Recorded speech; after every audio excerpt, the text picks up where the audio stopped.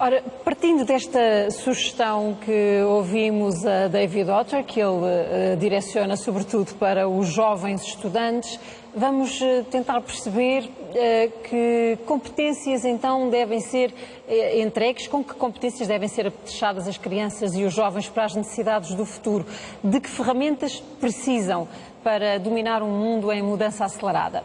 A pensar nesse futuro, o neurocientista Michel Dembourguet alerta para os perigos do acesso livre às novas tecnologias. Autor do livro A Fábrica de Cretinos Digitais, o neurocientista francês, que é diretor do Instituto Nacional de Saúde e Pesquisa Médica, explica que a exposição demasiado prolongada aos ecrãs põe em causa capacidades cognitivas. Na entrevista com o correspondente da RTP em Paris, José Manuel Rosendo, o cientista chega mesmo a defender uma redução drástica dessa exposição.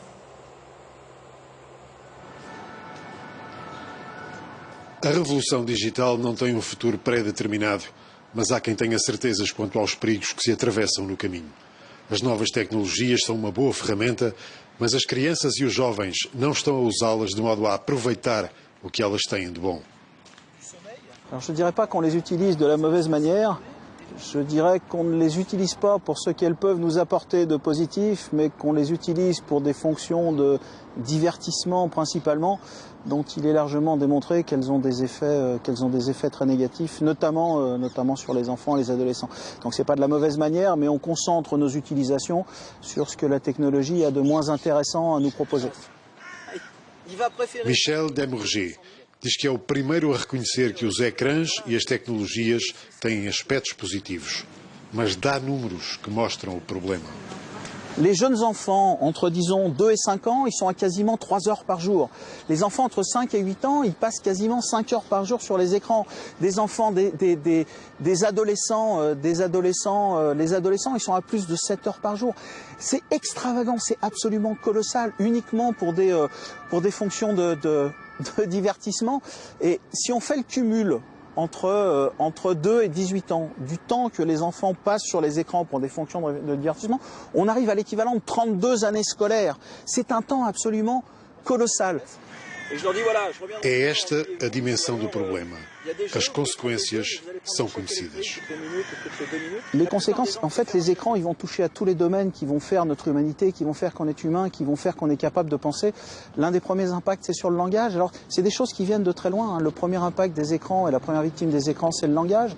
Parce que plus les enfants passent de temps avec les écrans quand ils sont petits, et moins, par exemple, ils parlent avec leurs parents.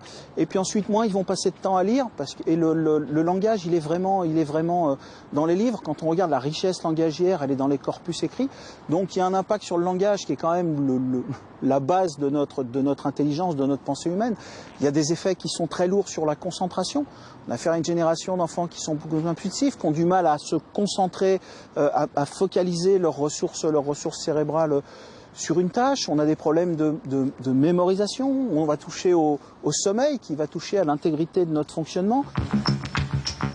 Concentração, foco, memória, linguagem, capacidades que ficam afetadas. No longo prazo fica afetada a capacidade de interpretar o mundo. As tecnologias exercem uma atração quase irresistível pela possibilidade de recompensa quase imediata. São o contraponto a um esforço necessário de aprendizagem que produz recompensa apenas a longo prazo. Um esforço que precisa de ser estimulado. Os pais têm déficit de informação sobre estes problemas. As medidas a tomar não devem ser impostas, crianças e jovens devem perceber o que está em causa. Deve-lhes ser explicado. Michel Dembourguet propõe uma série de medidas.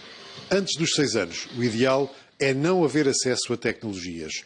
E depois dessa idade, tudo deve ser controlado. Si vous êtes hyper optimiste, vous pouvez dire que jusqu'à une heure par jour, c'est tolérable. Donc au-delà de 6 ans, une demi-heure par jour, c'est un seuil prudent, et 1 heure par jour, c'est un seuil qui semble être acceptable. Au-delà, on commence à avoir des déficits. Donc ça peut être ces 2 règles de temps. Il y a des règles aussi d'usage, c'est-à-dire pas quand on mange, pas quand on fait autre chose. Si vous voulez pourrir le système attentionnel d'un enfant pour y revenir, le multitasking, lui faire plein de choses à la fois, les études montrent que c'est un bon moyen pour pourrir le développement du système attentionnel. Un gamin qui fait plein de choses à la fois, c'est un gamin qui a d'autant plus de mal à filtrer les informations et à se concentrer. Donc, pas 2 choses à la fois, pas dans la chambre, C'est-à-dire que si vous mettez des écrans dans la chambre, c'est la porte ouverte à tous les désastres. Et puis voilà, pas le matin avant d'aller à l'école, parce que des études montrent que quand des enfants sont exposés par exemple 10 minutes à des dessins animés comme Bob l'éponge, et qu'ensuite vous leur faites des tâches cognitives, intellectuelles, ou que vous mesurez l'impulsivité, la concentration, vous avez des déficits parce que ça tape vraiment dans les ressources cérébrales.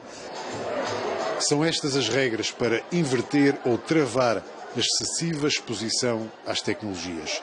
Michel Desmourget considera que a teoria dos nativos digitais não passa de um mito que satisfaz os ingênuos. Há países que já adotaram medidas. A China impõe o limite de 1 hora por dia de jogos online para menores de 18 anos e apenas à sexta-feira, sábado e domingo. O governo chinês diz que está em causa o futuro do país. Taiwan considerou que demasiado tempo frente aos ecrãs é equivalente a maus tratos. Michel Desmourget não defende medidas coercivas, mas diz que entende a decisão chinesa. Et c'est ce qu'on observe et c'est ce qui est fait en Chine. Donc ils ont ces spécificités culturelles qui les poussent justement à restreindre le temps d'écran. Ces gens-là ont regardé la littérature et ces gens-là ont bien compris que c'était extrêmement délétère pour le développement de l'enfant. Donc ces gens-là prennent les mesures qu'ils jugent adéquates. Et je pense que, vu ce qu'il y a en face et vu la façon dont les failles cérébrales de nos enfants sont utilisées par cette industrie, j'ai envie de dire que c'est de bonne guerre de la part de la Chine. Et à titre personnel, je ne sais pas si c'est le choix que j'aurais fait, mais en tout cas, à titre collectif, je pense que ce n'est pas une mauvaise mesure à un moment quand on ne peut plus réguler la déferlante, quand on s'aperçoit que d'un côté il y a une industrie qui fait tout pour que cette déferlante ne fasse que s'amplifier. C'est un juste contrepoids que de prendre ce genre de mesures, oui. A China tomou medidas, mas não é uma democracia. Michel Desmourget considera que a Europa vai ter de pensar em regulação e a democracia não impede que assim seja. Antes, pelo contrário. Les sociétés démocratiques arrivent malgré tout à réguler les maltraitances faites à l'enfant. Si vous frappez votre enfant, il y a bien des choses qui sont faites.